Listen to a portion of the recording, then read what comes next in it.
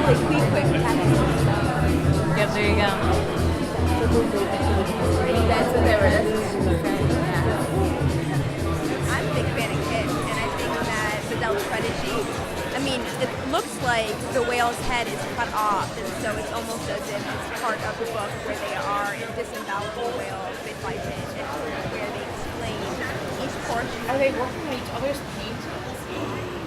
Bit by bit, and where they explain each portion of it. You can kind of see the blood spurting out at the bottom. And what's interesting is that I thought that, like, that one crease of the whale, the pretty dense crease, was actually going to be its mouth, but then Kish totally turned it around, and now it's where chasing the whale and other endless pursuits was very much born. And it's somewhat of an epic task to try to select down work that could fit into one gallery for both of these artists who are entirely prolific and prodigious. So it has been a shared task, and I'm very, very grateful to Dr. Wallace for all his work, his enthusiasm, his passion, his support. Every step of the way, I was buoyed by how excited he was to be part of this process. So I just want to give him a round of applause. In 1995, really, when Bess Schultz published this book, Unpainted to the Last, about Moby-Dick and 20th century American art, and until she did this book, nobody knew anywhere near how much art or how much great art had been done during the 20th century.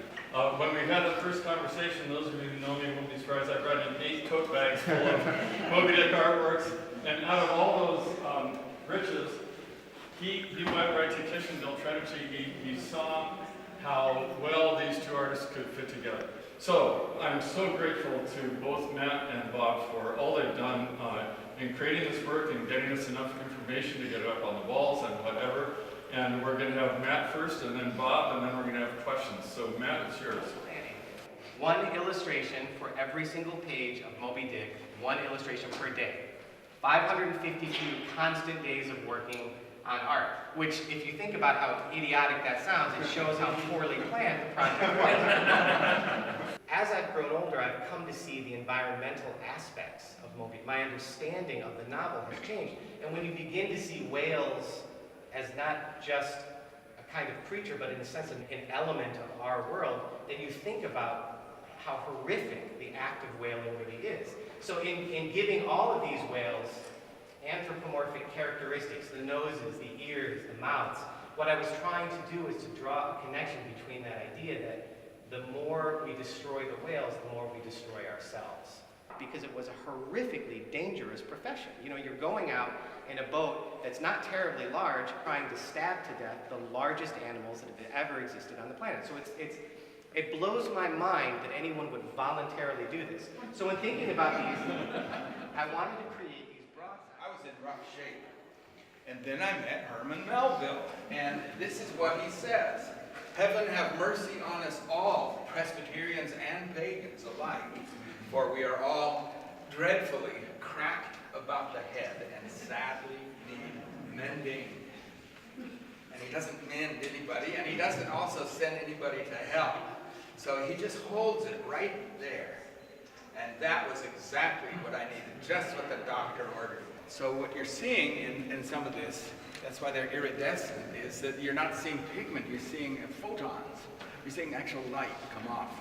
And I'd always felt about Moby-Dick, about Melville, that it's saturated with stellar tints, energy from the stars. It's not just from the earth. I don't mean to be mystical, but there are stars out there, and Melville picked up on it, and I'm looking for a way to, how do you illustrate that? So silkscreen became one of my chances to do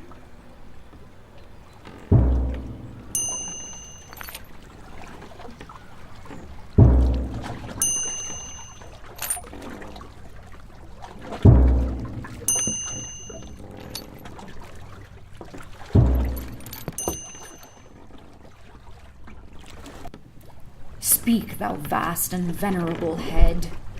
Tell me the secret that is in thee. Well, how unfair for Ahab to get angry at a whale's severed head for not responding. You killed him. The whale is a girl, I decided in my video. And it's a sperm whale, and the good stuff in the sperm whale is found in the head. And so the whale's voice is important to me. And I began to imagine what conversation they would have, and they must have a conversation about the soul for many reasons. First of all, because 3 artists who live so far away they couldn't be here. Clara Luce shipped this from France. She lives between Paris and the River Seine. She's been at NKU many times visiting. Aileen Callahan shipped this from Cambridge, Massachusetts, where she's been making wonderful charcoal drawings. And this work that we've just seen, Julia Oldham, is in Eugene, Oregon. So these are the 3 distant artists, and the other 6 artists are from the greater Cincinnati area. And 5 of them are graduates of my class in Moby-Dick and the Arts at NKU. So we've seen their work evolve since 1996. We've got, I think, 5 giant garbage patches floating in the ocean. The biggest one in the Pacific Ocean is the size of the United States. This piece was made from plastic that I collected. And I don't use plastic. I try not to use plastic as much as I can. We use reusable bags. We don't touch that stuff in the grocery store. But plastic blows into our yard, and we take walks, and we pick it up as we go along. And all of those pieces made it into this whale. You can tell by his teeth, which is a zipper from an old, decrepit craft tent of mine that finally bit the dust. So I gave it one more chance at life here. I've etched into his skin using my machine his blowhole and scar marks along his face and mouth from altercations with giant squids. And now that I've evolved into a textile artist and I've hit the monumental age of 40, I thought, how can I, this should be about me and telling my story and where I've come.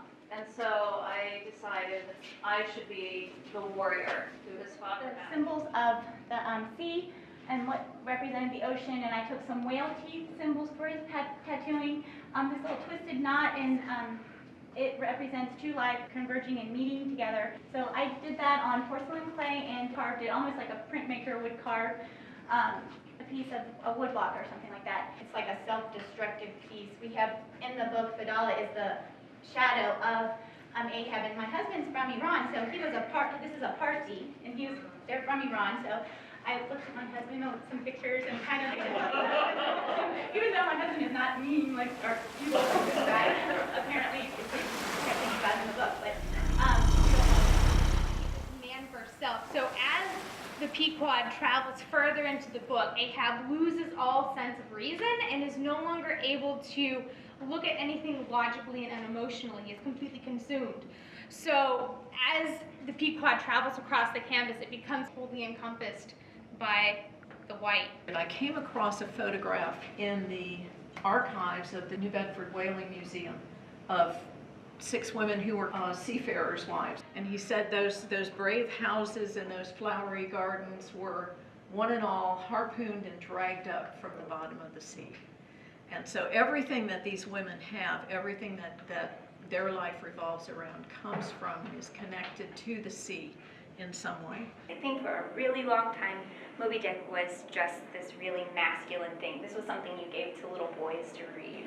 But for me, it was really about the intimacy of the 2 of them and the very feminine aspect of this quilt. Bob was kind enough to send me lots of information and images of artists that he was aware of, and then when we decided to focus on women, that really helped to direct the field. And as we went, kind of starting in November last year, getting closer and closer and looking at works as they were developing, I really got more and more excited and actually had some great surprises, like Caitlin's crocheted whale kind of arrived here, and it was not what we originally talked about. So her work, her decision-making changed, and we ended up with a really phenomenal piece. So that happened with so many of the artists. So it really has been kind of full of journey that's been full of surprises, but really nice surprises, and I'm extremely happy with the final.